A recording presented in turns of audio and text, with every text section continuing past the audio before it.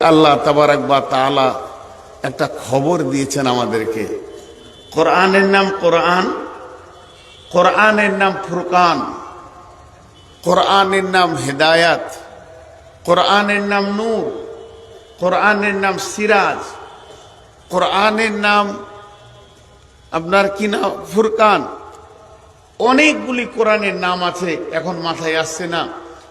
তো এই কোরআনের ভিতরে যা আছে, কোরআনের নাম গাসিয়া, কোরআনের নাম আপনার সমস্ত খবর আননেওয়ালা নাবা। এই কোরআনের নাম নাবা। নাবা মানে খবর, নাবা মানে খবর, নবী মানে সাংবাদিক, নাবা মানে সংবাদ। তো আল্লাহ একটা গোটা কোরআনের সূরা এনেছেন, সূরাটার নাম হচ্ছে সূরাতুন নাবা। সূরাতুন নাবা, ওই সূরাটা আপনাকে আমাকে খবর দিচ্ছে। যেমন আনন্দবাজার, প্রতিদিন, আজকাল, যুগান্তর, উত্তরবঙ্গ, উত্তর সংবাদ, দক্ষিণ সংবাদ, কলম, কত পত্রিকা আমাদের দৌড়ে বেড়াচ্ছে। এখন পত্রিকার যুগটা কমে গেছে, এখন ফেসবুক। সকালে উঠে ফেসবুকে টিপ মারবেন, দেশের খবর আলোর মতো চলে আসবে। তো এই যত খবর এনেছে, সব থেকে দামি খবর এনেছে কোরআন। এর জন্য এর নাম নাবা। আর সূরা নাবা আল্লাহ তাবারাক ওয়া তাআলা কোরআনে এনেছেন। কিন্তু একটা মজার বিষয়,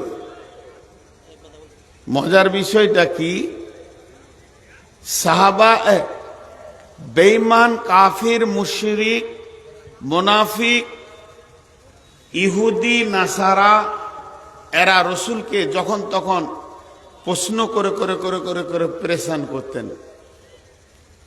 প্রশ্ন, বিসমিল্লাহির রহমানির রহিম, ويقولون متى هذا الوعد إن كنتم صادقين قل إنما العلم عند الله وإنما أنا نذير مبين। কাফেরেরা বলতো, মুশরিকেরা বলতো, হে নবী তুমি বলে দাও, হে নবী তুমি বলে দাও, ওই কিয়ামতের দিনটা কবে হবে বলো। তুমি খালি কিয়ামত কিয়ামত কিয়ামত কিয়ামত বলছো। কিয়ামতের নাম কিয়ামত, কিয়ামতের নাম মাহশার, কিয়ামতের নাম আপনার কি না কিয়ামত, কিয়ামতের নাম মাহশার, কিয়ামতের নাম হলো ইয়াম, কিয়ামতের নাম হলো ইয়াম, কিয়ামতের নাম হচ্ছে কারিয়া, কিয়ামতের নাম হচ্ছে হাক্কা, কিয়ামতের নাম হচ্ছে সালা, কিয়ামতের নাম হচ্ছে গাসিয়া, কিয়ামতের নাম হচ্ছে নাবাইল আদিম। কিয়ামতের অনেকগুলি নাম আছে, তবে ওরা খালি বলতো, হে নবী তুমি বলে দাও সেই কিয়ামতটা কবে হবে। আল্লাহ নবী বলছেন, আল্লাহ বলছেন নবী হে তুমি ওদেরকে বলে দাও, ওদেরকে বলে দাও যে ইন্নামা আনা নাযীরুম মুবিন, আমি হলাম শুধুমাত্র ভয় দেখানেওয়ালা আর খবর দেনেওয়ালা। আর ইন্নামা ইলমু ইনদাল্লাহি, ওই কিয়ামত কবে হবে, ওই জ্ঞানটা কোন তারিখে হবে, কোন ডেটে হবে, কোন সময় শুরু হবে, এই জ্ঞানটা পরিপূর্ণ কার আছে? আল্লাহর কাছে আছে। ও ইন্নামা আনা নাযীরুম মুবিন, আমি তোমাদেরকে শুধু প্রকাশ্যে ভয় দেখাতে এসেছি। জি, আবার আল্লাহ দেখেন সূরা নাজিয়ার মধ্যে বলছে, ও আম্মা মান খাফা মাকামা রাব্বিহি ওয়া নাহান নাফসা আনিল হাওয়া ফাইন্নাল জান্নাতা হিয়াল মাওয়া يسألونك عن الساعة أيان مرساها ফিমা আনতা মিন যিকরাহা ইলা রাব্বিকা মুনতাহাহা। ওরা প্রশ্ন করে ওয়াসআলুনাকা আনিস সাআতি আইয়ানা মুরসাহা, কিয়ামতের নাম সাআত, সেই সাআত কখন হবে, কিয়ামত কখন হবে? আল্লাহ বলছেন, হে নবী তুমি বলে দাও ইন্নামাল ইলমু ইনদাল্লাহি, সেই ইলমটা আছে কার কাছে? ওটা আছে আল্লাহর কাছে। আমি তোমাদের কাছে মাত্র ভয় দেখাতে এসেছি। কি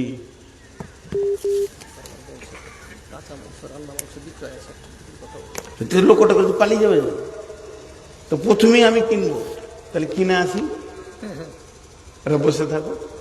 কাঁচা এবং রান্না মাংস বিক্রি আছে, তাড়াতাড়ি জালসা ছেড়ে এখনই উঠে যান, গিয়ে কিনে বাড়ি যান। কাঁচা মাংস এবং রান্না মাংস বিক্রি আছে, মা বোনেরা তাড়াতাড়ি বাড়ি যান, গ্যাস জ্বালাতে হবে, যেহেতু আপনার স্বামী মাংস নিয়ে যাবে। আরে মাংসটা যে নষ্ট হয়ে যাবে, ব্যবস্থাটা তো বলতে। কাঁচা মাংস বিক্রি আছে, রান্না মাংস বিক্রি আছে, আর মাইকলা এখন মাইকে হাঁকেনি, আপনারা নিয়ে নেন, আর মা বোনেরা বাড়ি চলে যান। না চিন্তা করিয়ে না, আমি ঠিক ধীরে ধীরে আছি, এখানে আমার মাথা গরম নেই, খুব ঠান্ডা মাথায় বকছি আজকে, ঠান্ডা মাথায় বকছি, কোনো চিন্তা নেই, আমি এমনি রেগে যাই অল্পতে। জি, আল্লাহ তাবারাক ওয়া তাআলা বলছেন ইয়াসআলুনাকা আনিস সাআতি আইয়ানা মুরসাহা, তারা নবীকে প্রশ্ন করছে ওই দিনটা কবে সংঘটিত হবে যেদিন আমি বিপদে পড়ব। হে নবী তুমি বলছো তো বিপদে পড়ব, বারবার কথা তো বলছো ঠিক আছে, কিন্তু আল্লাহ বলছেন ফিমা আনতা মিন যিকরাহা, এইটা কেমন করে তুমি জিকির করছো, আমাদেরকে বারবার তুমি বলছো এই আলোচনা সম্পর্কে, তবে বলো ওটা কবে হবে? উত্তরে বললো ইলা রব্বিকা মুনতাহাহা, ইলা রব্বিকা মুনতাহাহা, তোরা যে আমাকে প্রশ্ন করছিস এই বিষয়টা তোদের রবের কাছে যথেষ্ট লেখা আছে, রবের সঙ্গে যোগাযোগ কর, রব বলে দিবে এটা কখন আছে। কিন্তু আল্লাহ তাবারাক ওয়া তাআলা বলছেন নবী হে তুমি বলে দাও ইলা রব্বিকা মুনতাহাহা। একটা গেল সূরা নাবা, এখন আমি যাইনি, আপনারা আজকে উঠবেন না। পলাশবোনা মাদ্রাসাকে আমি ভালোবাসি, এখানকার কমিটিও আমাকে ভালোবাসে। আরে আমি বাকি আছি, যাব এই মাইকলা, আমি বক্তা বাকি আছি, 1 কেজি কাঁচা মাংস আর 1 কেজি রান্না নিব, যাব মাইক ছেড়ে? মারার কেউ নাই, ওখানে বসে আছো, কমন ভেজাল করছে দেখো দেখি। তো কিছু মজার জিনিস এখানে, আপনারা আমাকে মাত্র 10 মিনিট থেকে 15 মিনিট দেন কষ্ট করে, আমি ভূমিকাটা গুছাই, তারপরে নিজে আমি বলবো উঠে যান। মা বোনদেরকে বলছি আপনারা আমার বেটি, আমি আপনাদের আব্বা, তো আজকের জন্য 10টা মিনিট আপনারা টাইম দেন, আমি এই চারিদিকের কথাটা একমুখী করি এতক্ষণ পর্যন্ত। আর যেটি দাঁড়িয়ে আছেন তোদের খুঁড়ে পা দিয়ে বলছি বস, তোদের পা নাই, তোরা পশু, তোদের খুঁড়ে পা দিয়ে বলছি বস। মানুষ লয় সব ছাগলের মতো দাঁড়িয়ে আছে। তো ইলা রব্বিকা মুনতাহাহা, ওই কিয়ামত কবে হবে এটা তো রবের কাছে আছে। এবার মজার কথাটা কি, কিয়ামতটা কত দূরে আছে? কিয়ামত কত দূরে আছে? গাজলে যখন আপনি যাবেন তো ওখানে একটা টোল প্লাজা আছে, টোল প্লাজা পার হয়ে আপনার পাশে লোকটা বসে আছে, নতুন লোক, কুচবিহার থেকে আসছে, ও যাবে কোথা না, যাবে কলকাতা। ও এদিকে জীবনে আসেনি, তা বাসের সিটে দুজন আরাম করে বসে আছে, তো মাঝে মাঝে খালি জিজ্ঞাসা করছে কাকু কে, কলকাতার কত দূর? তো ও রেগে গেছে, রেগে যে বলছি তুই দেখে লিগা নেমে যা, এটাই কলকাতা, নেমে যা, যা যা। খালি রাস্তায় ঘন ঘন শুধাইছে, 10 কিলোমিটার যেছে না যেছে শুধিছে কাকু আর কলকাতা কত দূর। পিছনে একটা আমার মতো লোক বসেছিল, টেঁড়া লোক, মানে অল্প কথায় বেশি বুঝে, রাগ বেশি। ও তখন উঠে যে বলছে তোর চোখ আছে দেখেলে কলকাতা কত দূর? চোখ আছে না এগুলো ঢালা মাটি, চোখ যদি থাকে তো তুই কলকাতা দেখেলে কত দূরে? কাকু শুধিতে হবে না কেন? ই তখন জানে লম্বা করে নিঃশ্বাস নিয়ে এক পাশে বসলো। ঢালা এদেরকে জিজ্ঞেস করাই ভুল হচ্ছে, কোন মানুষেরা? তো এবার ও চোখটা দিয়েছে। আমরা একটা মান্তিক বই পড়েছিলাম, মান্তিক, মান্তিক মানে কথা বলা শিখার বই, ওগুলো লজিকেশন বই, ওইসব বইগুলো বেশি পড়ে উকিলরা। হাজি, প্রাণ নাই কথা বলে কে? প্রাণ নাই, জান নাই, মুখ নাই, জিভ নাই, দাঁত নাই, চোখ নাই, কান নাই, কথা বলে কে? নীরব বন্ধু, চুপ থাকে, অথচ আপনার বন্ধু আপনাকে হাসাবে, আপনাকে কাঁদাবে, আপনাকে বুদ্ধি দেবে, যুক্তি দেবে কে? প্রাণ নাই, বহুত কথা বলে, হাসাবে, কাঁদাবে, বুদ্ধি দেবে, যুক্তি দেবে, তার নাম বই। কিছু সাউন্ড আছে বুঝে নিতে হয়। যে হাসছে, এই যে পর্দা দেওয়া আছে, আমরা কেউ দেখতে পেছি না, পেছনে 3 জন হাসছে, খিল খিল খিল খিল করে হাসছে, আর সাউন্ডটা আসছে। ওরা দুঃখে আছে না আনন্দে আছে? আনন্দে আছে, আমরা বুঝতে পারছি একটা জিনিস, ওরা আনন্দে আছে, হাসছে।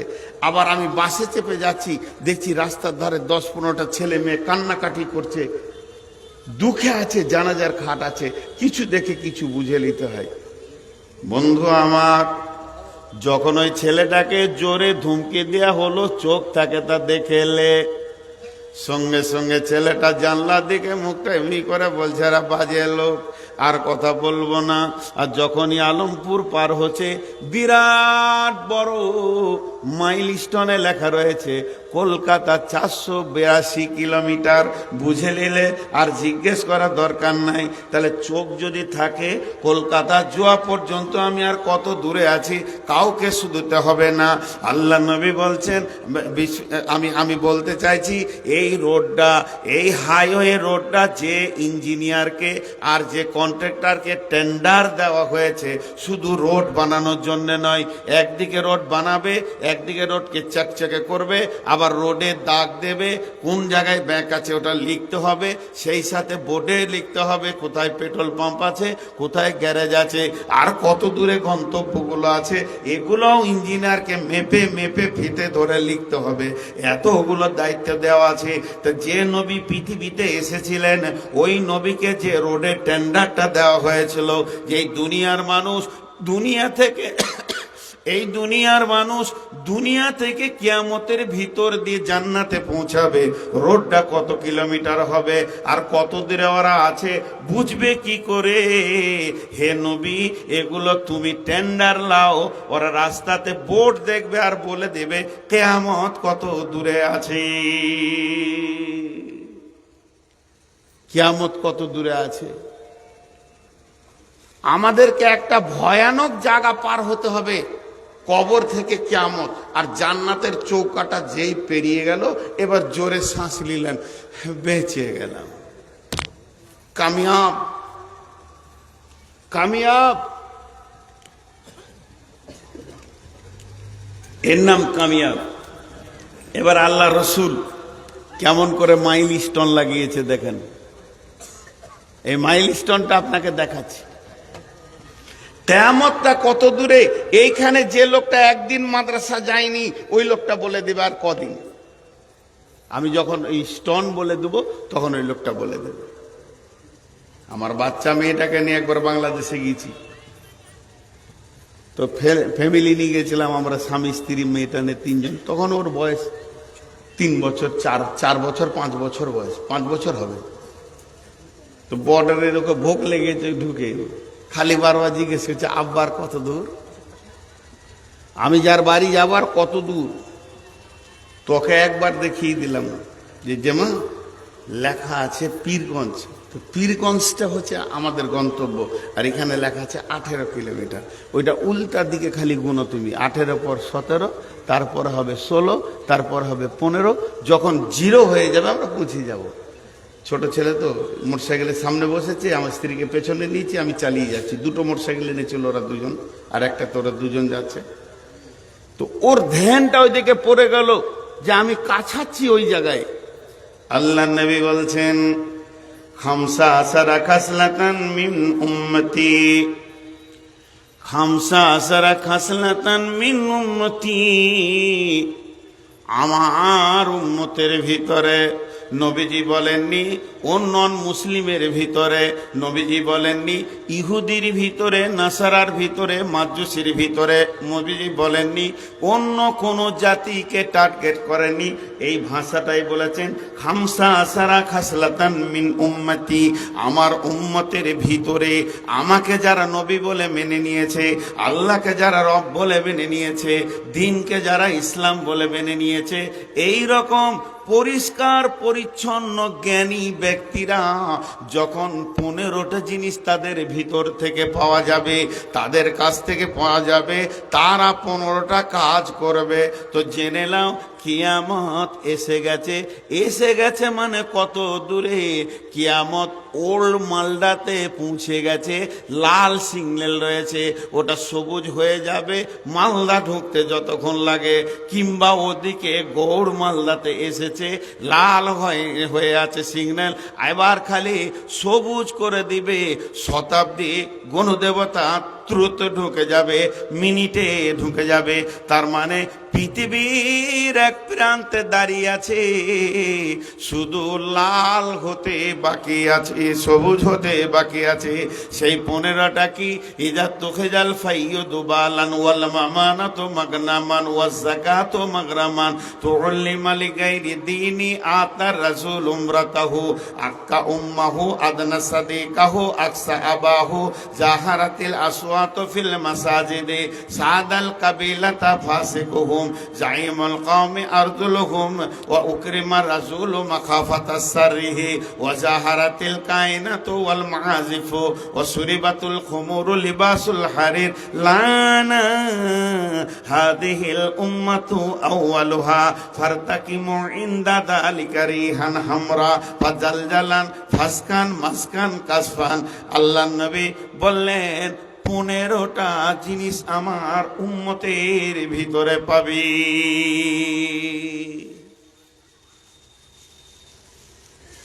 সকল একবার মহব্বতের সঙ্গে বলি, আল্লাহ আজকে আমাদেরকে ওয়াজ শোনার এবার মানসিকতার স্থিরতা দিয়েছে, নারী পুরুষ সবাই একবার মহব্বতের সঙ্গে বলি আলহামদুলিল্লাহ।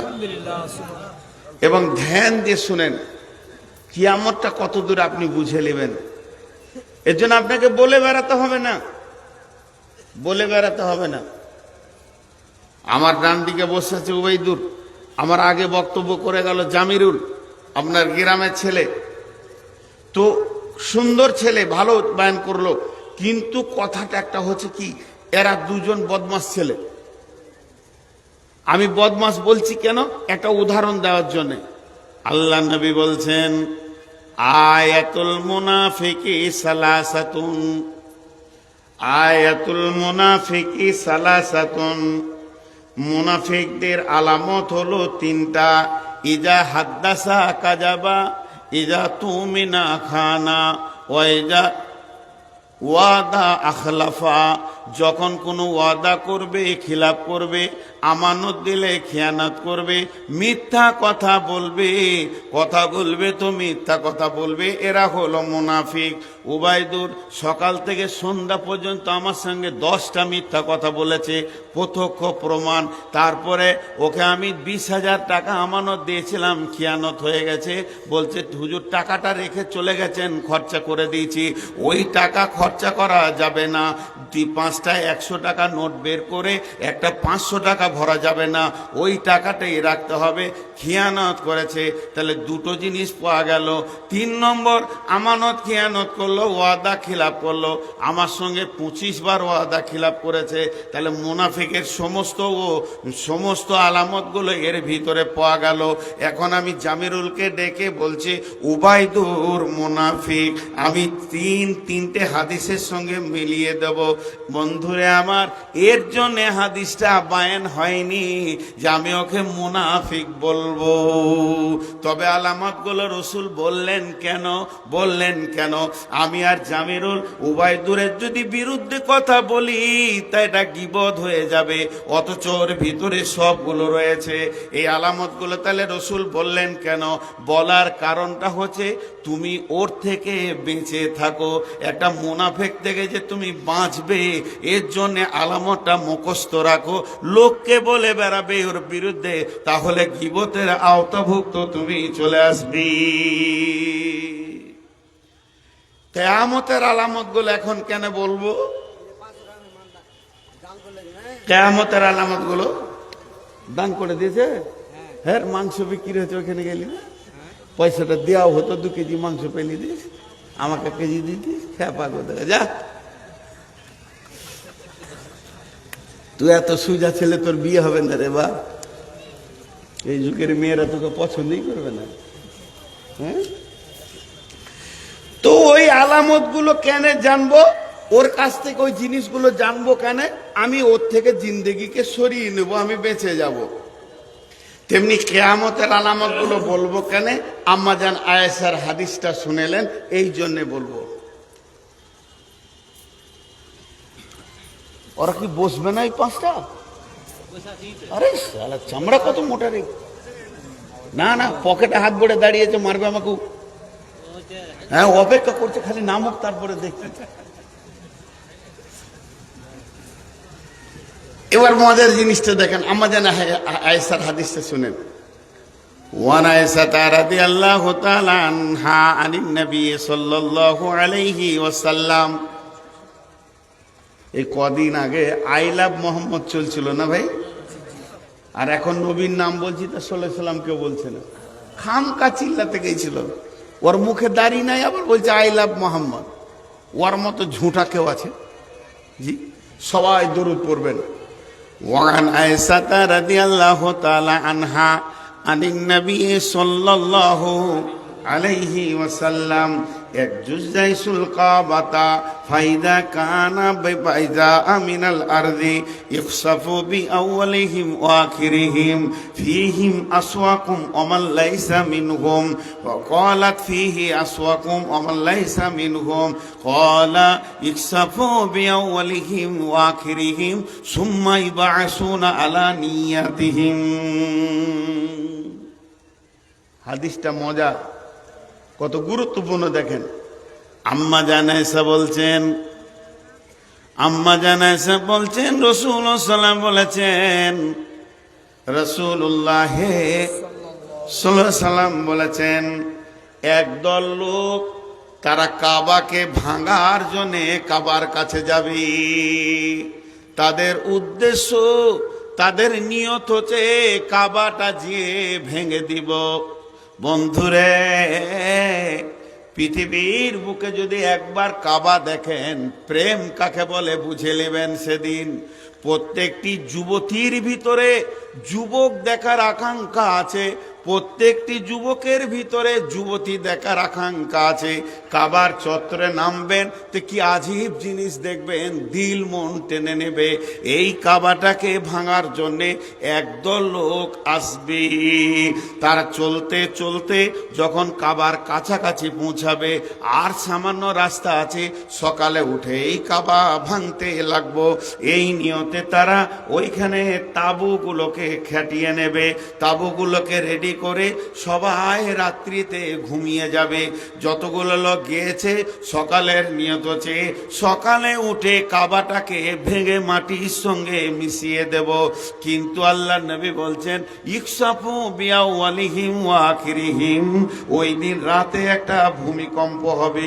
এত ভয়ানক ভূমিকম্প হবে যে ওই এলাকার সব লোক মারা যাবে, ওরা তো মরবে, আরো অন্যজন মারা যাবে।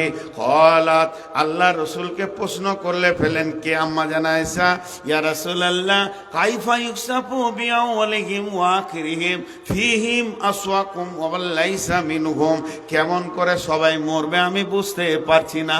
আসবে হয়তো 10, 20, 50 হাজার লোক, তারা কাবা ভাঙার জন্যে, কিন্তু ওই এলাকাতে অনেক লোক আছে এশা পরে শুয়েছে ফজরের পড়ার নিয়তে, কেউ শুয়েছে তাহাজ্জুদ পড়ার নিয়তে, কেউ শুয়েছে সকালে উঠে বাজারে যাব, হাটে যাব, ঘাটে যাব, নানা রকম নিয়তের মানুষ শুয়েছে, আর আপনি বললেন সব মারা যাবে, এটা কেমন করে? নবীজি উত্তর দিলেন, ইকসাফু বিআওয়ালিহিম ওয়া আখিরিহিম, রে আয়েশা সবাই মারা যাবে, সুম্মা ইবাসুনা আলা নিয়াতিহিম, কিন্তু কিয়ামতের দিন নিয়তের বিভাজন হবে। এটা কেমন? একটা উদাহরণ দিব। শামসিতে এসে কুমারগঞ্জে আপনাদের ট্রেন লাগছে, লোকাল ট্রেন একটা, সবাই মালদার প্ল্যাটফর্মে নামলে ওই একই ট্রেনের লোক একটা চায়ের দোকানে ঢুকবে, বিভিন্ন জায়গা চলে যাবে। এর মধ্যে চোর আছে, পকেটমার আছে, 5টা আসামি আছে, তাদেরকে পুলিশ বেঁধে তুলেছে। তো যেমন কাজ সেই জায়গায় পৌঁছাবে, কারো বাজারে কাজ, মার্কেটে কাজ, হোলসেল দোকানে কাজ, রিটেল দোকানে কাজ, যার যেমন কাজ সে সেই দিকে দৌড়বে। কেউ বেড়াতে যাচ্ছে, কেউ শ্বশুর বাড়ি যাচ্ছে, কেউ নানার বাড়ি যাচ্ছে, কেউ বাস স্ট্যান্ডে যাবে, যার যেমন কাজ সেই রকম।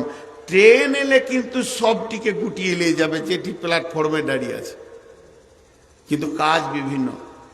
তো ওই ভূমিকম্প, ঝড়, বড় বড় মহামারী, সাইক্লোন যেগুলো পৃথিবীতে হয়, এগুলো যখন পৃথিবীতে আসবে, ট্রেনের মতো ইমানদার, বেঈমান, লুচ্চা, দাগাবাজ, লাফাঙ্গার, তাহাজ্জুদ পড়নেওয়ালা, আলেম, মৌলানা, মুফতি, ওলি, দরবেশ, গাউস, কুতুব সবগুলোকে একসাথে নিয়ে চলে যাবে। আর কিয়ামত নামে প্ল্যাটফর্মে যখন সবাই পৌঁছাবে, এই ঝড়ের ট্রেনে, এই ভূমিকম্পর ট্রেনে, যে ওখানে যখন পৌঁছাবে, আল্লাহ নবী বলছেন সুম্মা ইবাসুনা আলা নিয়াতিহিম, তাদের দিলের নিয়ত যেমন ছিল, যেমন কাজ ছিল, ওই রকম জান্নাত আর জাহান্নামের রাস্তা বিভাজন হয়ে যাবে। জি, তখন ভাগ হয়ে যাবে, ভাগ এখন আর নয়। চিন্তা করেন তাহলে কিয়ামতের আলামত কি? প্রথম নম্বরটা বাদ দিয়ে বলবো, 26 সালে ইলেকশন আছে, ভেজাল লেগে যাবে। হ্যাঁ, প্রথম নম্বরটা বলবো, সব লোক চুপ করে আছে। আল্লাহ নবী বলছেন ইজা তুখিজাল ফাইয়ুদু বালান, ইজা তুখিজাল ফাইয়ুদু বালান, জনসাধারণের মাল মিম্বার প্রধানে লুটে খাবে, জনসাধারণের মাল মিম্বার প্রধানে লুটে খাবে। এখন একবার প্রধান হওয়া মানে 14 গোষ্ঠী শুকে যাওয়া। 3 দিন আগে খেতে পেছিল না, রাস্তায় ডালি নিয়ে ঘুরছিল, প্রধান হয়ে গেল তো সামনে কে আর দাঁড়ায়? আপনাদের এলাকায় কেমন আছে জানি না, সারা পৃথিবীতে এমন একটা জিনিস চলে এসেছে, বিশেষ করে ভারতবর্ষে, তার থেকে বেশি পশ্চিমবঙ্গে আল্লাহ নবীর আলামত মিলে যাচ্ছে। ইজা তুখিজাল ফাইয়ুদু বালান, জনসাধারণের মাল নেতারা লুটে লুটে লুটে খাবে। ইন্দ্রাবাসের টাকা, সড়ক যোজনার টাকা, আর কিছু টাকা যতগুলো বরাদ্দ হবে একদম কেন্দ্রে, সেইগুলো আপনার মেম্বার আর প্রধান যারা আছে, যারা নেতা হবে, নেতারা লুটে লুটে খাবে আর আনন্দ করবে। ভাববে না যে আমি পরের মালকে লুটে খেছি। হাজি ভাই, এইটা প্রথম বললেন কেন আল্লাহ রাসূল? নেতাদেরকে প্রথম ধরলে কেন? এই যে বাঁশের খুঁটা, এখানে একটা মজবুত করে গেড়ে দেন, মজবুত করে খুঁটা গেড়ে দেন, আর তাকে সিলিয়ে দেন যেন হিলাতে কেউ না পারে। ওইটাতে একটা ছাগল বেঁধে দেন কাবু, ভেড়া বেঁধে দেন কাবু, গরু বেঁধে দেন কাবু, গাধা বেঁধে দেন কাবু, ঘোড়াকে বেঁধে দেন কাবু, সবাই কাবু থাকবে খুঁটা মজবুত থাকলে। আর খুঁটাতে যদি লড়বড়ে হয় পাঁকে গেড়ে দেন, অতি ছাগল দেন আর ভেড়া দেন, আপনি কিছুক্ষণ পর দেখবেন লোকের জমিতে সর্ষের ভুঁইয়ে নেমে নষ্ট করছে। কথাটা বোঝাতে পারলাম? তো নেতা যদি মজবুত ইমানদার হয় তো এলাকার লোক কাবু থাকবে। আর নেতা যদি নিজে চোর হয় তাহলে চোরদের আরো ক্ষমতা বেড়ে যাবে, দেশে অশান্তি আসবে। এর জন্য নেতাদেরকে প্রথম ধরে বলেছেন। ভাইরা আমার, একটুকু কম্প্রোমাইজেশন করেন। দেয়ালে যদি একটা দাগ আমি বোর্ডে টেনে দিই, লম্বা করে একটা বোর্ডে দাগ টেনে দিলাম, আপনাকে জিজ্ঞেস করছি দাগটা ছোট না বড়, কিছু বলতে পারবেন? বলতে পারবেন? পারবেন না। পাশে আর একটা দাগ টানবো, তবেই ছোট না বড় বলা যাবে। আল্লাহ নবী তিনার 23 বছরে যে মিশনটা চলেছিল, 23 বছরের যে কলেজটা তিনি চালিয়েছিলেন, তিনার আঙুলের ইশারায় 23 বছরের মিশনের 1 থেকে 1.5 লক্ষ শিষ্য পাস করে এসছে সেখান থেকে। তারা কেউ ডক্টরেট লয়, কেউ ডাক্তার লয়, কেউ MBBS লয়, FRCS লয়, কিন্তু তারা পৃথিবীর পূর্ণাঙ্গ মানুষে পৌঁছেছিলেন। তার মধ্যে একটা লোকের কথা তুলে ধরছি, সেই লোকটাকে হযরতে উমর রাদিয়াল্লাহু তাআলা আনহু। হযরতে উমর একদিন জেরুজালেম যাবে, উনি কয়েকটা সৈন্যকে জেরুজালেমে পাঠিয়ে দিয়েছেন, তোমরা যাও ওখানে ইসলামের দাওয়াত পৌঁছিয়ে দাও। জেরুজালেমে যে আছে তদানীন্তনকালে যিনি ছিলেন একজন পাদ্রী, একজন পোপ, তিনি একজন বিরাট গির্জার পোপ। ও দেখলেন আমিরুল মুমিনিন উমরের লোক এখানে পৌঁছে গেছে, তাহলে কি করা যায়? আমি তো ওর সঙ্গে লড়াই করে পারবো না। কেউ বলে 12 লক্ষ, কেউ বলে 18 লক্ষ, কেউ বলে 22 লক্ষ। তো বিশেষ করে 18 লক্ষ বর্গ মাইলের তিনি বাদশাহ, এত বড় রাজ্যকে তিনি চালাচ্ছেন। সেই উমর, ওর কত সৈন্য আছে, আমি লড়াই করে পারবো না, ওর সঙ্গে একটা সমঝোতা করব, আপোষ করে নিব, নিজেদের মধ্যে একটা সন্ধি করে নিব। হযরত উমরকে পত্রের মাধ্যম দিয়ে দাওয়াত দিয়ে পাঠালেন। জেরুজালেম থেকে একজন পত্র বাহক এই পত্র নিয়ে জেরুজালেম থেকে যাচ্ছেন আমিরুল মুমিনিন উমরের কাছে। তিনি শুয়ে আছেন মসজিদে, এমন সময় গিয়ে বলছেন আদব নেবেন জাহাপনা। উঠে দেখলেন এ তো সালাম দিবে না, এ তো ইহুদ নাসারা। তখন বলে কি হলো বাবু?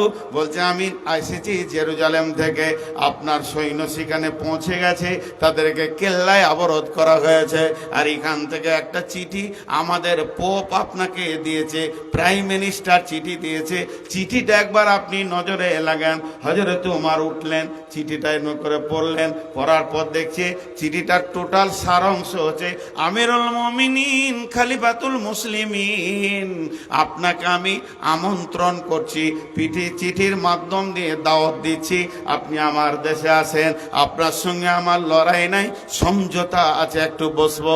হযরত ওমর বললেন আসলামা। আসলামাটা ছিলেন রাজকোষাগার থেকে ওনাকে খাদিম দেওয়া হয়েছিল, উনি একটা রাষ্ট্রপ্রধান হিসেবে, খলিফা হিসেবে। আসলামা এসে বললেন জাহাপনা বলেন আমি কি করতে পারি? হযরত ওমর বললেন যাও তুমি এখনই উট রেডি করে নিয়ে চলে এসো, এক্ষুনি বেরিয়ে যেতে হবে, এক্ষুনি জেরুজালেম যেতে হবে। সেখান থেকে খবর এসছে দিনের তাকাজা এসে গেছে, দিনকে আগে বাড়ানোর জন্যে আর ডানে বামে সময় নষ্ট করা করা যাবে না।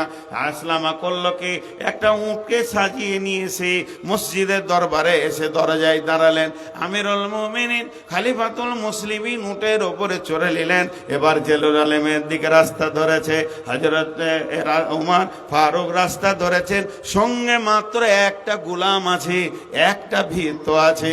আমাদের কবি নজরুল ইসলাম হাত শুরু করে দিলেন, হেরি পশ্চাতে চাহি তুমি চলে যাচ্ছ রৌদ্র দগ্ধ দুর্মরু পথ বহি, জেরুজালেমের কেল্লা যেতায় আছে অবরোধ করি, বীর মুসলিম সেনা দল তব বহুদিন মাস ধরি, দুর্গের দ্বার খুলবে তারা বলেছে শত্রু শেষে, উমার যদি গো সন্ধি পত্রে স্বাক্ষর দেয় এসে, হায়রে আদেক ধারার মালিক আমিরুল মুমিনিন শুনেছে খবর ও একা একই উঠে চলেছে বিরামহীন, সাহারা পাড়ায় ঝুলিতে দুখানা শুকনো খুব জরুটি, একটি মশকে এতটুকু পানি, খুরমা 2-3 মুঠি, প্রহরী বিহীন সম্রাট চলে একা উঠে চড়ে চলেছে মাত্র একটি গোলাম উটের রশি ধরে, মরুর আকাশে সূর্য মরুর ঊর্ধ্ব আকাশে সূর্য আগুন বৃষ্টি করে, সেই সে আগুন তাতে কৈসম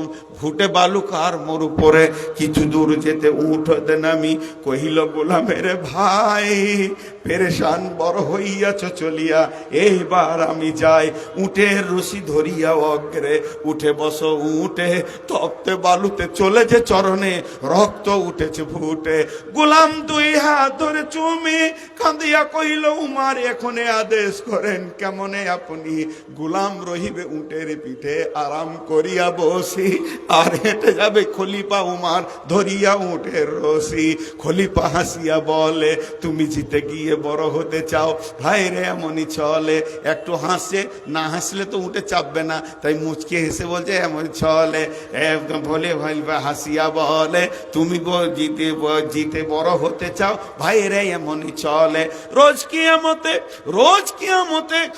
কিয়ামতে আল্লাহ যেদিন বলিবে উমার রে, করিনি খলিফা মুসলিম জাহানের তরে, সুখ তরে তোরে কি জবাব দিব, কি করিয়া মুখ দেখাবো রসুলের ভাই, আমি তোমাদের প্রতিনিধি মাত্র, মোর অধিকার নাই, আরামে সুখের মানুষ হইয়া মানুষের নিবে সেবা, আরামে সুখের মানুষ হইয়া মানুষের নিবে সেবা, ইসলাম বলে সকলে সমান, কে বড় ক্ষুদ্র কে বা, গোলাম চড়িল উটের পিঠে উমার ধরিল রশি, মানুষে স্বর্গে তুলিয়া ধরিয়া ধুলাই নামিল শশী। অনেক বড় কবিতা, এই পালা করবে চলছে, একবার গোলাম একবার ওমার, একবার গোলাম একবার আমিরুল মুমিনিন, একবার ওলা, যেতে এবার জর্ডান নদীটা পার হবে, আর জর্ডান নদীটা যখনই পার হয়ে যাবে জেরুজালেম ঢুকে যাবে, জেরুজালেমের জিরিমি প্রাইম মিনিস্টার খবর পেয়ে গেছে আমার দেশে উমার আসছে, সে দূতের মাধ্যমে খবর পেয়ে উমার আসছে, 18 লক্ষ বর্গ মাইলের বাদশা আসছে, আমি ছোট একটা দেশের মালিক, সে 18 লক্ষ বর্গ মাইলের মালিক, কোম্পানি মেজরকে রেডি করে দিল, যাও বর্ডারে তোমরা স্যালুট দেবে এবং আদব দিয়ে সম্মানের সঙ্গে গির্জাতে নিয়ে আসবে, কোম্পানি মেজর দাঁড়িয়ে আছে সৈন্য সামন্ত নিয়ে, এবারে স্যালুট মেরে বলছেন আদব নেবেন, যাবো না, আমিরুল মুমিনিন খলিফাতুল মুসলিমিন আপনি আমাদের দেশে আসার জন্য আমরা ধন্য হয়েছি, তখন আসলামার পালা পড়ে গেছে, উটের উপরে থাকবে আর গালা উটের লাগাম ধরে থাকবে হযরত উমর, আসলাম উপর থেকে বলছে হ্যাঁ ভাই আমাকে কেউ স্যালুট দেবেন না, এটা ভুল করছেন, আমি তো আমিরুল মুমিনিন নয়, আপনারা ভুল দেখছেন, আমি হলাম আমিরুল মুমিনিনের খাদেম, যিনি লাগাম ধরে ঢাকছেন উনি হলেন আমিরুল মুমিনিন হযরতে উমর ফারুক রাদিয়াল্লাহু আনহু। সমস্ত সৈন্য হাও হাও করে কেঁদে ফেললো, পৃথিবীতে তো বাদশা দেখেছি, মন্ত্রী দেখেছি, সম্রাট দেখেছি, রাজা দেখেছি, কিন্তু পূর্ণাঙ্গ মানুষ দেখি নাই, আজকে একটা প্রাণ ভরে মানুষ দেখলাম যে তার গোলামকে উঠে চাপিয়ে নিজে লাগাম ধরে হাঁটতে পারে, এটা কে শিক্ষা দিল? হযরত উমর বলেছে বন্ধু তুমি তো আমাকে দেখে অবাক হচ্ছ, আমাকে দেখে তুমি চোখের পানি চলে এসেছে, তুমি যদি একবার নবী মুহাম্মদকে দেখতে, কলিজা কেটে হাতে দিয়ে দিতে, টের পেতে না সে কোন মানব ছিল। আমি তো তারই তৈরি, আমি তো তার কাছে শিখেছি, তাহলে সেই মহামানবটা কেমন ছিল। আরে আমার তারপরে গেল গির্জা ঘরে, আপসের মধ্যে কথা চলতে চলতে উমার একটু সময় দেখলেন জোহরের টাইম হয়ে গেছে, তাহলে করতে হবে কি, এখন আমাকে বাইরে গিয়ে 2 রাকাত নামাজ পড়তে হবে, কসরের 2 রাকাত নামাজ। কত বড় আদব, কত বড় আদব। এই আদবটা ওজন করা যাবে না, পৃথিবীতে কোনো কম্পিউটার আর দাঁড়িয়ে এটা ওজন দিতে পারবে না। হযরত উমর ছোট হয়ে ওই পাদ্রীকে বলছে, ভাই আমাকে 2 মিনিট ছেড়ে দেন, আমাকে কিছুক্ষণ ছেড়ে দেন, আমি একবার কসরের নামাজটা পড়ে আসি। ই তো অবাক। আমাদের দেশে যদি বারাক ওবামা আসে, তাহলে আগে হাঁটবে বারাক ওবামা, পেছনে হাঁটবে কে, মোদি। এটা তো নিয়ম নয়।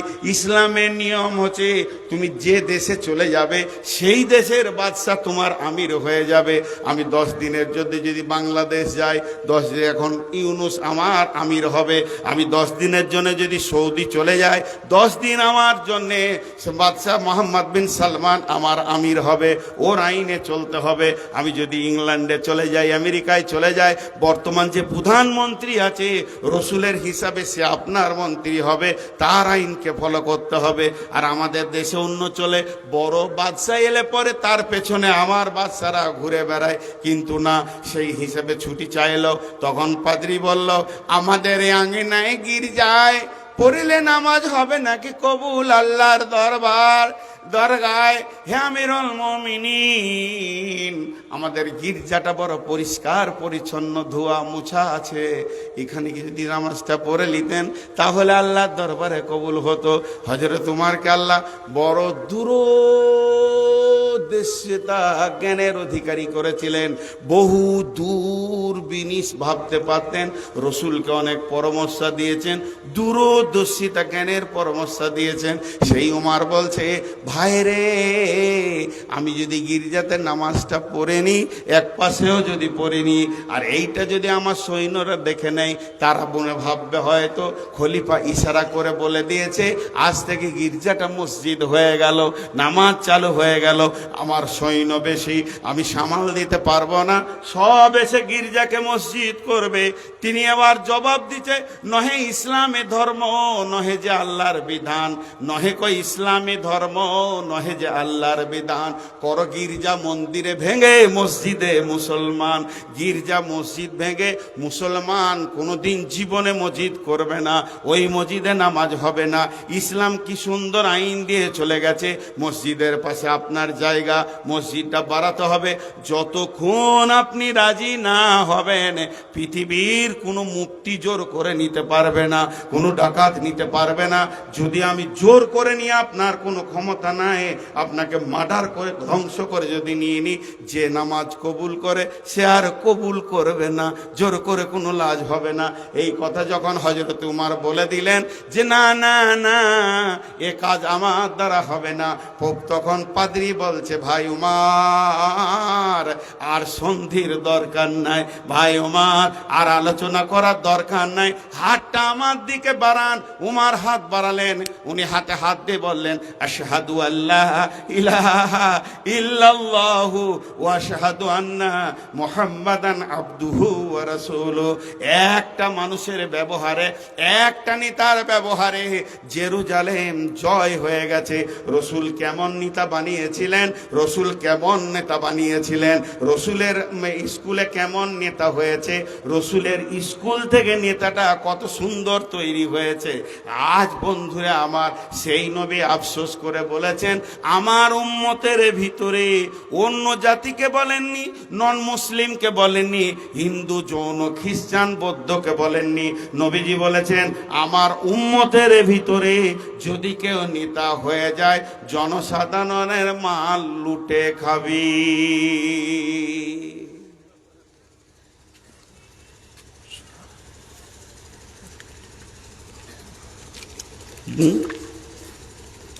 তাহলে দেখেন এখনকার নেতাদের আচরণটা একবার দেখেন তো। হ্যাঁ, আপনার এলাকার পঞ্চায়েতের প্রধান, এলাকার আশেপাশের প্রধান, সব ফেরেশতার মতো। এদের কোনো গুনাই নাই, মাল মারেই না। শেষ শেষ। শুধু উমারের কথা দু চারটা যদি বলি তো সময় শেষ, সময় শেষ। হযরত উমারের কথা বলতে গিয়ে আমি নিজেও হারিয়ে যাই যে মানুষটা কেমন ছিল। দূরদর্শিতা জ্ঞানের এত পাণ্ডিত্য ছিলেন উনি। আল্লাহ ওনার জবানের দিকে খেয়াল করে কয়েকটা কোরআনের আয়াত নাজিল করেছেন। এমন মানুষ ছিলেন। আল্লাহ রসুল ওই জন্যই বলে গেছিলেন, লাউ কানা বাদি নবিয়ান, লাউ কানা বাদি নবিয়ান কানা লাহু উমার। আমার পরে যদি নবী আসার রাস্তাটা থেকে যেত, বা আল্লাহ যদি কাউকে নবী করতেন, ওই নবীটা করতেন কাকে? হযরতে উমারকে। লাউ কানা বাদি নবিয়ান কানা লাহু উমার।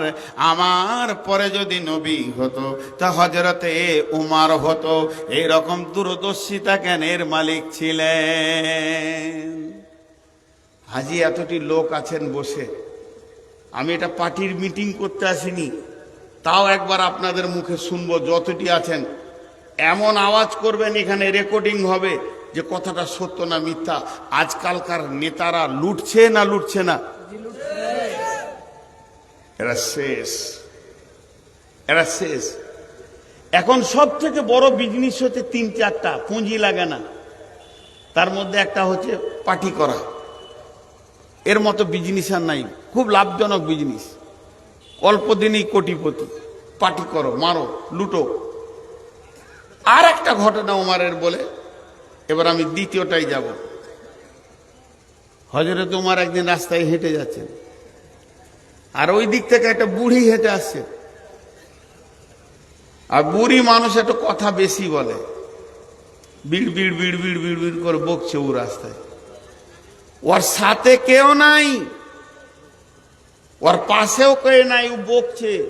বকছে কিরকম? লানত দিচ্ছে, আল্লাহ ওকে ধ্বংস করুক, আল্লাহ ওকে বেজ্জতি করুক, আল্লাহ ওকে মানুষের সামনে অপমান করুক।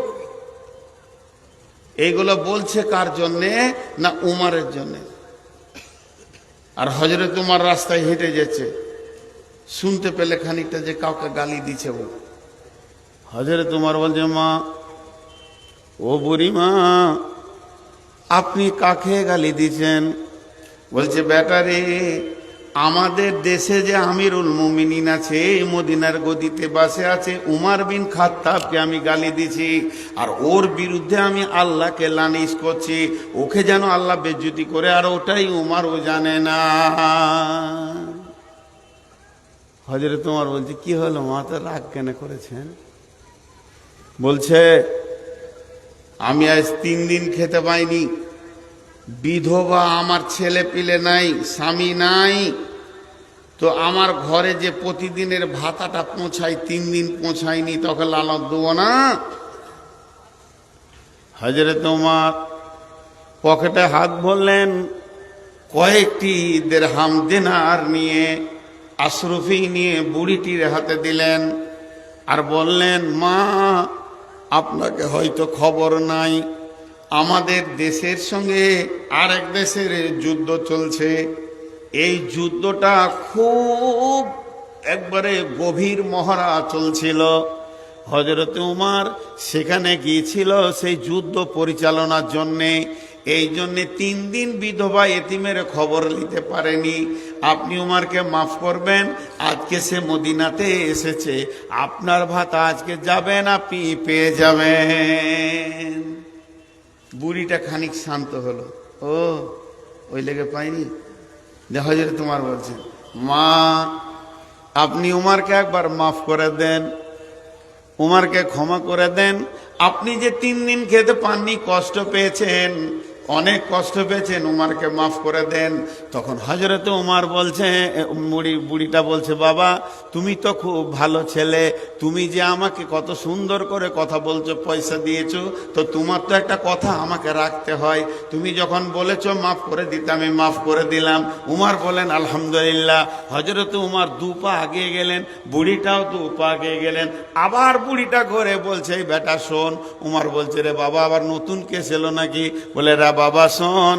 কাছে যখন এলো, বুড়িটা উমরের মাথায় হাত দিয়ে বলছে, বেটা রে, তোর যা ব্যবহার আর তোর যা ভাষা, আমার মন বলছে যে আমিরুল মুমিনিন আছে, ওকে আল্লাহ গদি থেকে সরিয়ে দিয়ে তোকে গদিটা দেখ, তাহলে ভালো হয়। তখন হযরত উমর বলছে, মা আপনি বিধবা ভাতাটা আনতে যাবেন, গিয়ে দেখবেন আমি ওই জায়গার ওই যে সিংহাসনের একটা খাদিম হিসেবে কাজ করছি, আপনি ওখানে আমাকে দেখতে পাবেন। এই বলে চলে গেলেন। এটা হলো নিতা।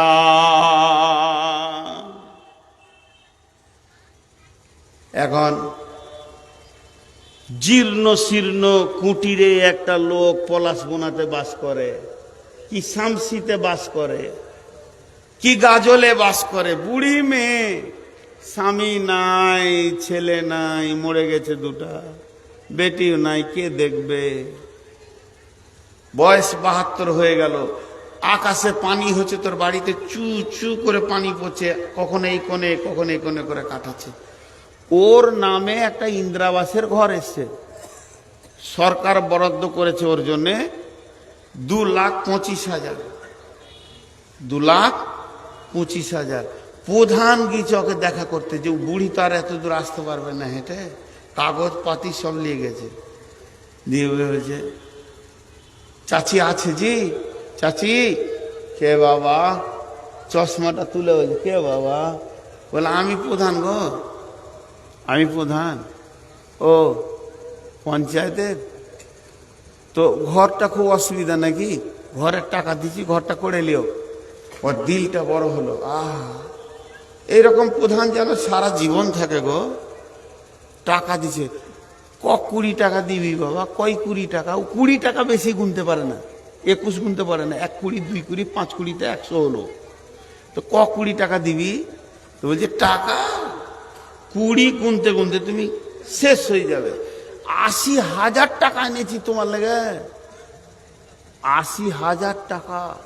তো 80,000 টাকা বুঝতে পারছে না, বলছে 20 20 20 গুনতে গুনতে গুনতে তুমি বুড়ি, তোমার মা বুড়ি, তাও তুমি 80,000 টাকা শেষ করতে পারবে না। খালিখানে একটা টিপ দাও। টিপ দিল, যা করার করে নিল, ওকে দিয়ে দিল 80,000 টাকা। বুড়ি যখন 100 টাকার নোট এতগুলো দেখে নিয়েছে ক্যারিতে বাঁধা, ও তো দম আটকিয়েছে, এত টাকা তো জীবনে দেখিনি বাবা। লোককে বলছে, প্রধান অনেক ভালো, এত ভালো মানুষ আর পৃথিবীতে নাই, আমাকে 80,000 টাকা দিয়েছে, কত কুড়ি হবে আমি গুনে শেষ করতে পারছি না। ঘরটা টিন লাগালো, এটা ওটা করতে গিয়ে শেষ হয়ে গেল, কিন্তু যে সই করে নিয়েছে 2,25,000 ওপরে 1.5 লক্ষ টাকা ভাতিজা মেরে দিল। বন্ধুরা আমার, আল্লাহর নবী বলছেন, ইজা তুখে জাল ফাইয়তু বালান, জনসাধারণের মাল নেতারা লুটে লুটে খাবে।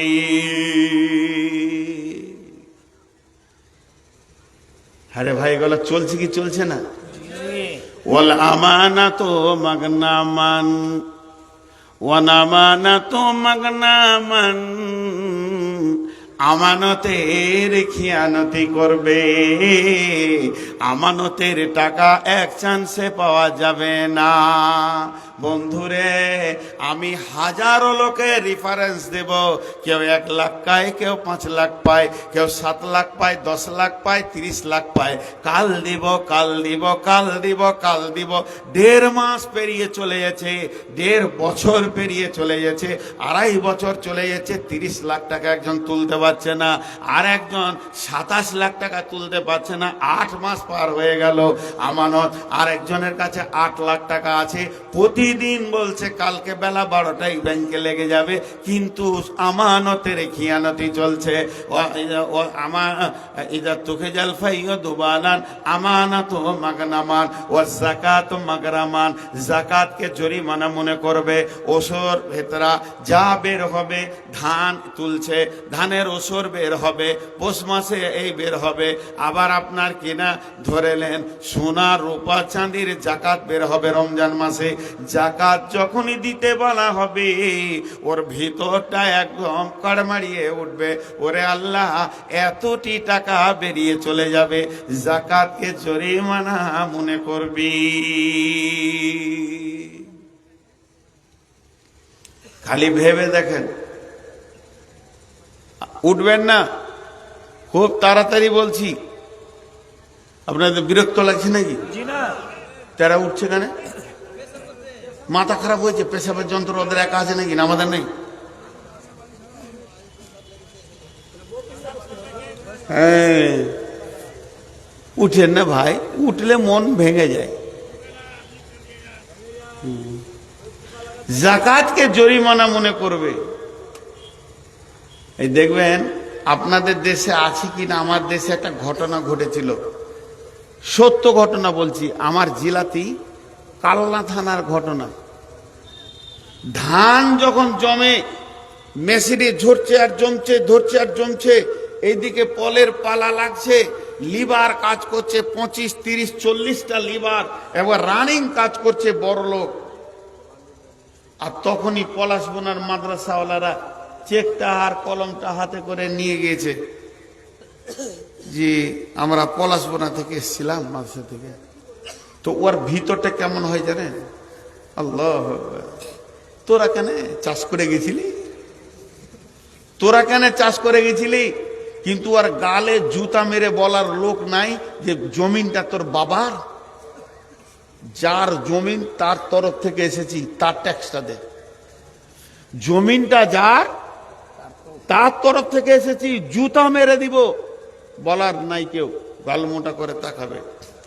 সত্য ঘটনাটা কি, কালনাতে এই যে দেওবন্দি হানফি আছে যারা শিরক করে না, এই হানফি ভাইদের একজন মুফতি সাহেব, বড় আলিম মুফতি মানুষ, এক চাষির কাছে গিয়েছে। চাষিকে গিয়ে বলছে, মাদ্রাসা থেকে এসেছিলাম, কিছু আপনাকে পাওয়ার আশায়, লেখেন 20 টাকা লেখেন কি 50। উনি খালি একটা কথা বলে ফেলেছে, মুফতি, এটা অন্যায় হয়ে গেছে আর কি, যে মাদ্রাসার বিল্ডিং এর কাজ চলছে, প্রায় 70-80 লাখ টাকা দরকার, সেই সাথে ছাদ হচ্ছে, মাদ্রাসার বড় ঋণ হয়ে গেছে, তো ভাইয়া একটু যদি টাকাটা আর একটু বাড়িয়ে দিতেন। যেই বলা, তো যেমন মানুষের মুখ লয় ওটা বেলেট পাতি খুঁড়ের মতো শুরু করলে, তোর বাবার টাকা, চাষ করে গেছিলি, সালারা এই টাকাগুলো খাবি আর ভাগতর নিয়ে ঘুরে বেড়াচ্ছিস, খুব নোংরা নোংরা ছেলে পিলে বউ বিটির কাপড় করবি, তোর বউ এর সুখ হবে এই কাপড়ে। ভদ্রলোক এতটা কষ্ট পেয়েছিলেন যে কেঁদে ফেলেছিলেন মুফতি সাহেব, ওর কথাতে কেঁদে ফেলেছিলেন। একটা আলিম কেঁদে ফেলেছিলেন ওর জায়গাতে সীমানায় দাঁড়িয়ে। ও যাকাত ও মাগরামান, তোমার দিল কেটে যেছে আল্লাহর অংশটা দিতে, কেঁদে ফেলেছিলেন। বন্ধু, এইটা বাড়ি উবাইদুরের, এইটা বাড়ি আমার, এর কাছ থেকে এবার ওর গলিতে গেছে, এর কাছে কেঁদে চোখ মুছতে মুছতে ওর গলিতে গেছে, মাদ্রাসার কালেকশন করতেই হবে, ওর গলিতে গেছে। এই তখন ওর বেটাকে বলছে, বেটা হাঁড়িটা বালতিটা লিয়ায়, গাইটা লিয়ায়, মানে গাই দোয়াবে, গায়ের দুধ বের করবে, কি বলে দিকে গাই দোয়ানো বলে, তো গাই দোয়াবে। এমনি হাঁটুতে নিয়েছে বালতিটা, এমনি করে বসেছে, আর গায়ের বাটে হাত দিয়ে দুধ টানতে রয়েছে। শান্ত গায়, ভালো গায়, জীবনে মারে না, হোঁড়া মারে না, সব দিকে ভালো, কোনোদিন ব্যবহার ভালো ছিল, খারাপ ছিল না। কিন্তু ওই দিন কি হয়েছে, যেই গায়ের মাঠে হাত দিয়েছে, 2 টান মেরেছে, গায়ে একটা ওর চোপাতে লাত মেরে দিয়েছে। যে চোপা মুফতিকে চালিয়েছে আল্লাহ মানতে পারেনি। আল্লাহ বলছে আমার মুফতি জবাব দেয়নি। গায়কে বলল আল্লাহ ওর চোপাতে একটা মার, এই জায়গায় এমন মেরেছে, ওই মারের কারণে সঙ্গে সঙ্গে পড়ে গেছে। ওকে বর্ধমান জবাব দিয়েছে, পিজিতে গিয়ে দেখছে একটা হাড় টুকরো হয়ে ভেঙে ভিতর দিকে চলে গেছে। 70,000 টাকা অপারেশনের খরচ, 27 দিন এইরকম টাঙা ছিল। তারপরে 2 মাস পরে বাড়ি এসেছে, এক লাতে 70,000 গেছে। 27 দিন টাঙা ছিল, এইরকম খরচা করে বাড়ি এলো।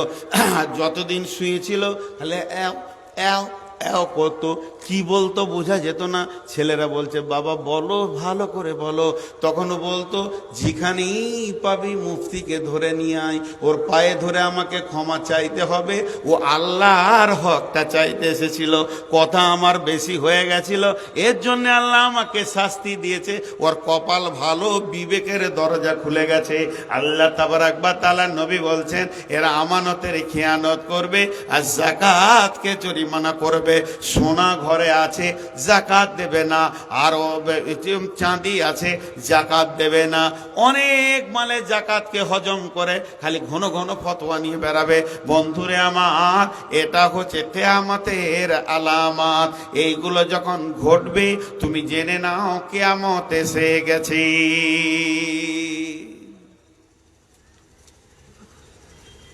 জনসাধারণের মানলে তারা খাবে, আমানতের খেয়ানতি চলবে, যাকাত কি জরিমানা করে।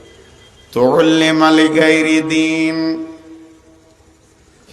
তুল্লিমা লিগাইরি দিন, তুল্লিমা লিগাইরি দিন। পলাশবোনার মাদ্রাসাটা দেখে মনে হচ্ছে এতিমখানা, এতিমখানা। ছেঁড়া কাঁথা বালিশে ভর্তি হয়ে আছে। মাদ্রাসা পরিষ্কার পরিচ্ছন্ন হচ্ছে না। অত পরিমাণ টাকা নাই যে প্রতি বছর কমিটি এটাকে রং করবে, মার্বেল করবে। চলে যান একটা মিশন গাজলে চলে যান, কিংবা চলে যান মালদাতে যে মিশনগুলো হচ্ছে, 3 দিন জন্ম নেয়নি তত্তর করে 27 তলা হচ্ছে, সুন্দর চকচক করে ফুলের বাগান বানিয়ে দিছে। কার টাকা, কার টাকা, কার টাকা? এটা সরকারের লয়, আসমান থেকে নামেনি, পাবলিকের টাকা, পাবলিকের টাকা। একটা চকচকে হয়ে যাচ্ছে আর একটা হচ্ছে না। শুনলাম একটা ছেলে ক্লাস 8 না 9 পরীক্ষা দিয়েছে, মিশনে ভর্তি হবে। মিশনওয়ালা বলেছে ছেলেটা চলবে না। ছেলের বাপ বলেছে 1.5 লক্ষ টাকা আমি তোমাদেরকে ঘোষ দিচ্ছি, তাও ছেলেটা ভরে নাও। একটা ছেলেকে শুধু ভর্তি ফি দূরের কথা, 1.5 লক্ষ টাকা তলায় তলায় কমিটিকে দিচ্ছে। কমিটি ওটা ভাগ করে খাবে। কত লাভজনক ব্যবসা। অথচ মাদ্রাসায় ভর্তি করার পর 700 টাকা, 1,500 টাকা ভর্তি ফি। ইলেকট্রিক নিয়ে 1,500 টাকা করেছে। তারপরও বেটার বাপ বলবে চালিয়ে লাও, বছর ফেতরা থেকে দিতে পারছি না, জায়গিরি গিয়ে পড়ছে। এদেরকে আবার যদি বোর্ডিং ফি নেওয়া হয় দিতে চাইছে না। আল্লাহর নবী বলছেন এমন একটা জামানা আসবে রে, কোরআনের শিক্ষার পেছনে মানুষের ধ্যান, জ্ঞান, বুদ্ধি, বিবেক বলে কিছু থাকবে না। আর কোরআন বাদ দিয়ে ইংলিশ বলেন, সায়েন্স বলেন, সায়েন্স বলেন, কমার্স বলেন, ছেলেদেরকে পড়ানোর জন্যে মা বাপ ওঁত পেতে লেগে থাকবে। আপনি একটা কথা জেনেলেন, সাদা পৃথিবীর যত পড়া আছে ওই পড়াটার নাম কি?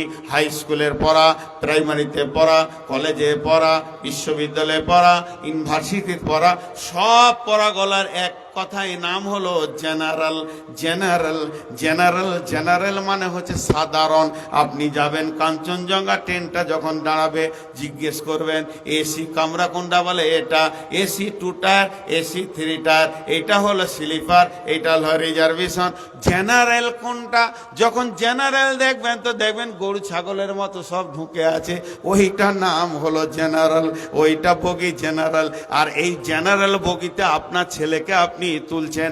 জেনারেলের বাংলা হলো সাধারণ শিক্ষা, জেনারেলের বাংলা হলো সাধারণ শিক্ষা, আর অজেনারেলের মানে হলো অসাধারণ শিক্ষা। এই শিক্ষাটা মাজরাইলও আটকাতে পারবে না।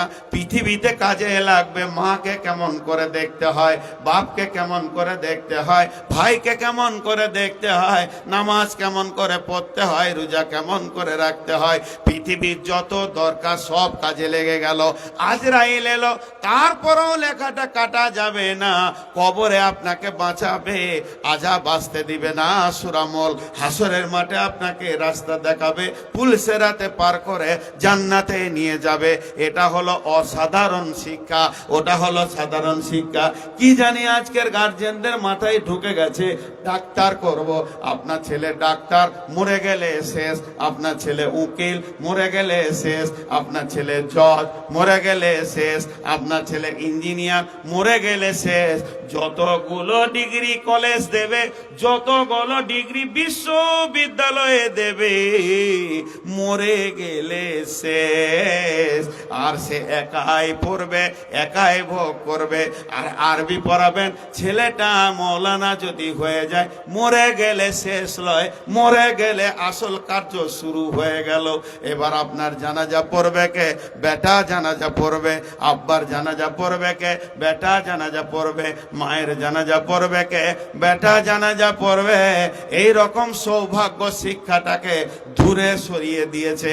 আল্লাহ নবী আফসোস করে বলছেন, কিয়ামত কখন হবে রে? যখন আমার উম্মতরা স্বামী স্ত্রীতে শুয়ে শুয়ে বলবে, বেটা হয়েছে মিশনে দিব, ডাক্তার করব, কিন্তু বলবে না একে কোরআনের হাফেজ বানাবো, মৌলানা বানাবো। জেনে নাও তাদের ধ্যান ধারণা, স্বামী স্ত্রীর ধারণা ছেলেটার ওপরে চলে যাবে জেনারেলের দিকে। অত অল্লেমাতি গাইরে দিন।